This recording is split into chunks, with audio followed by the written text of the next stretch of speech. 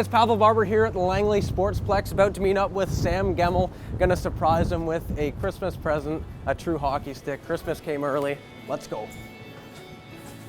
My name's Sam Gemmell, and I've played hockey for as long as I can remember, but I think I was 3 or 4 when I started, and I'm 25 now. Okay. So I was born in Canada, but when I was really little, my family moved to California, so that's where the hockey in me came from. I was a Canucks fan growing up. Paul Winters is the legal name, and Complex Hockey Training is a facility that we built 6 years ago.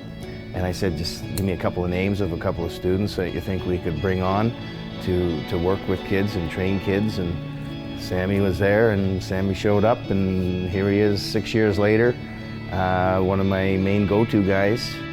Well, the school is called Shattuck St. Mary's, and it's produced some really awesome talent. But when I was there, Jonathan Tay's brother David was there, and Derek Stepan was at the school, and just a lot of great women's hockey players as well. The Lamoureux twins, who played on Team USA, were there playing, and I played with a kid named Brandon Cozen, who had a short stint with the Leafs, and just lots of amazing players that came up through that school. So for a kid from California to go out and move away from home, it was like a dream come true to go, just get to play hockey all day, every day, and bus around and live the hockey lifestyle as a teenager.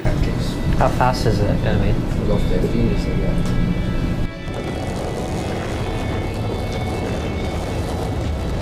He's a very calm nature, and when you're working in an industry that is so rushed and immediate results oriented and everything else, his calmness comes around and comes down to the kids and the parents, and that's what I think one of the main things that lets him be effective.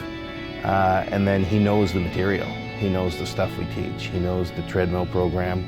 It's a very sophisticated, in-depth training technique to create efficiency in skating, shooting, and he knows it, he works hard at it, and he's done it.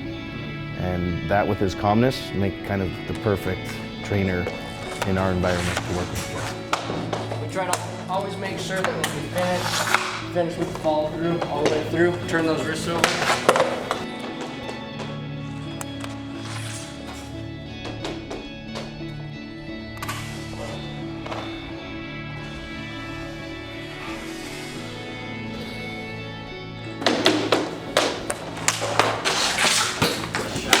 It was eye-opening. There were some games that I sat on the bench the whole game, you didn't get played, and then halfway through the season, next thing I knew, I was traded to Winkler, Manitoba, which was an even colder place than Minnesota was. So that was a bit of a shock, and then from there I got traded back to the BCHL and bounced around a lot from team to team. So that was an experience. Junior hockey was an experience for me. When I was 14 and 15, I remember my parents sat me down and they said, "Is this something that you really want to pursue?" And I think for them, they wanted to just make sure that I was pursuing excellence in whatever I did, and they just said they were fully behind me to support me and pursue my dream, and for me that was moving away from home at a young age, and ever since then I've been chasing that dream, right? And when it doesn't end in professional hockey like it did for some people, you want to keep it in your life and also give back to the game that has been such an influential part in my life up to this point. So the laughs and the good times that we have when we're training, and also seeing them develop as they go along, seeing a kid come in and struggling with his stride, struggling to skate, and then helping him get to the point where he's able to enjoy and love the game, growing their passion for the game. It just gives you a chance to connect and show them that you're totally behind them and totally on their side, and you just develop a relationship that's one of, I'm behind you and you're with me, and there's no kind of, oh, you're not getting playing time or this and that. You're just doing it for the love of the game and getting better at things that that you love to do. So whether it's working on their stick handles or improving their stride, it's just so fun to see them grow as people too. It's an adjustment to know that you're not going to be playing anymore, right? So there's the loss of that dream, but the thing is that I can take that dream and help some other kid to get there, right? And just keeping hockey in your life in any way that you can. I love the game, so I want to be a part of it. Right? I've definitely been through times in my life where I wanted to quit, and I'm so thankful that I didn't, right? And that my parents pushed me, or people pushed me to continue going, because every hockey player is going to go through times when it feels like, why am I doing this? Right? And you got to remember why you do it, what the initial love for the game was. So,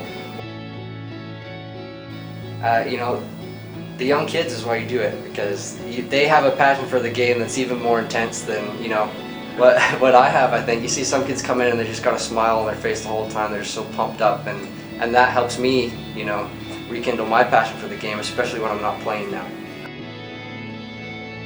Time to give this guy his stick.